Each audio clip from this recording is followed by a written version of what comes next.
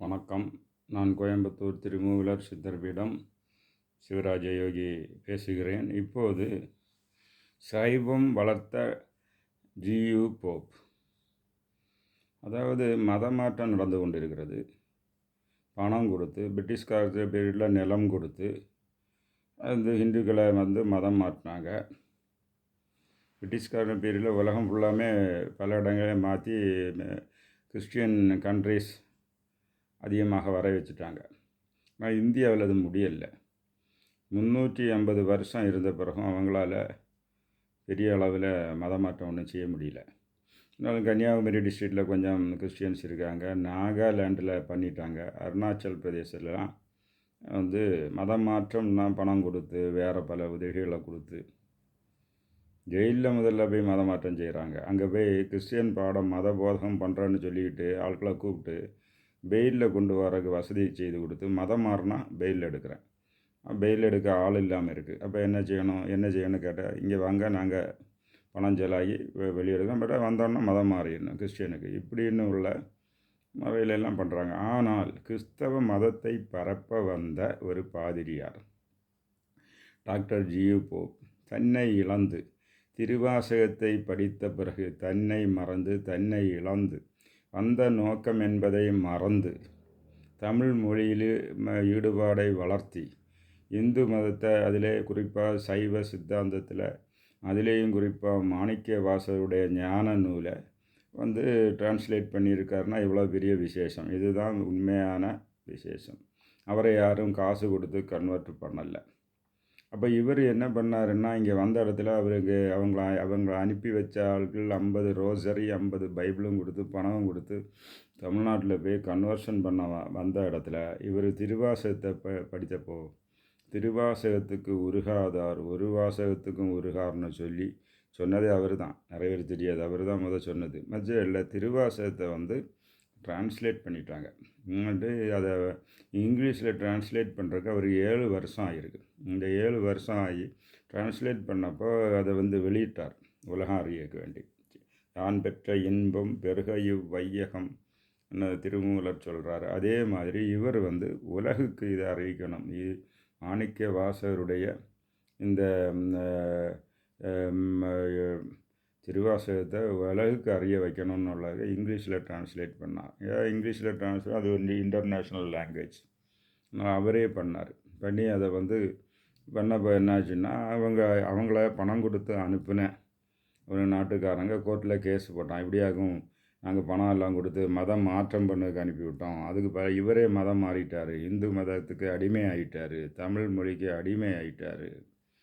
அவர் இறந்து போனால் திருநெல்வேலி ஆற்றங்கரையில் புதைச்சி இங்கே ஒரு தமிழ் மாணாக்கன் உறங்குகிறான் என்று எழுதி வைக்க சொல்லியிருக்காரு. இப்போ இவரை விடக்கூடாது, இது பண்ணணும்னு சொல்லிட்டு கோர்ட்டில் கேஸ் போட்டாங்க.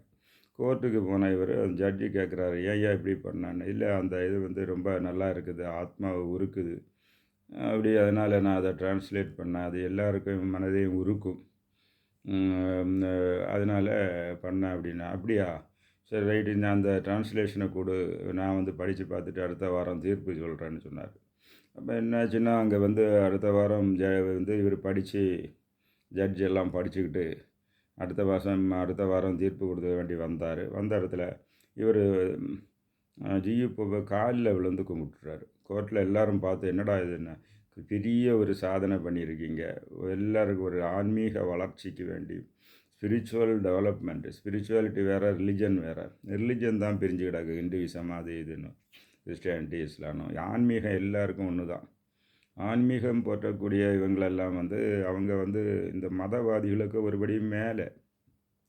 இப்போ சைவர் என்னால் மதவாதி, சைவ மதத்தை பின்பற்றக்கூடிய, வைஷ்ணவன்னா வைஷ்ணவ மதத்தை பின்பற்றக்கூடியவன். ஆனால் சித்தர்னு சொல்லுமோ எபோவ்ஸ் ரிலிஜன், அவங்க ரிலிஜிய கோட்டைக்கு உள்ள மேலே வந்துட்டாங்க.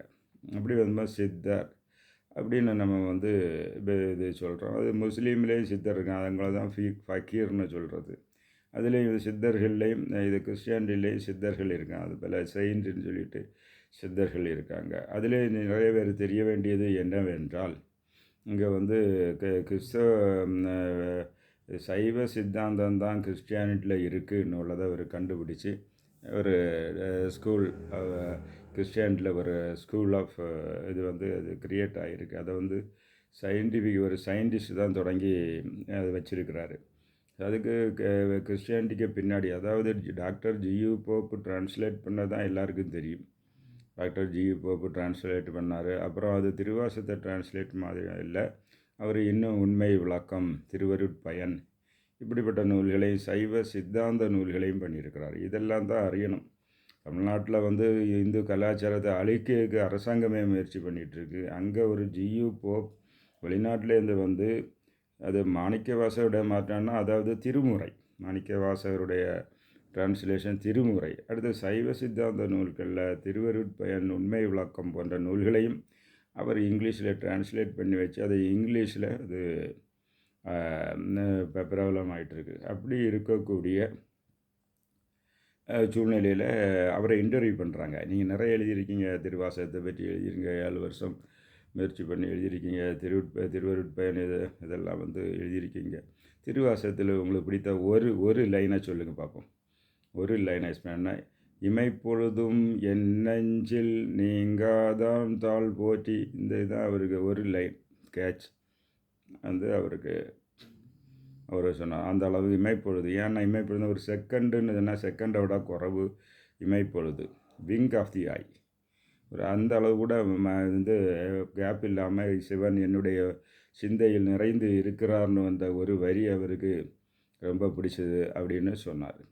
ஸோ இந்த கிறிஸ்டியானிட்டிக்கு பின்னாடி, பைபிளுக்கு பின்னாடி உள்ள ஃபிலாசபின்னு ஒன்று இருக்குது. ஃபிலாசபி, பைபிள் வந்து கலெக்ஷன் ஆஃப் ஸ்டோரிஸ்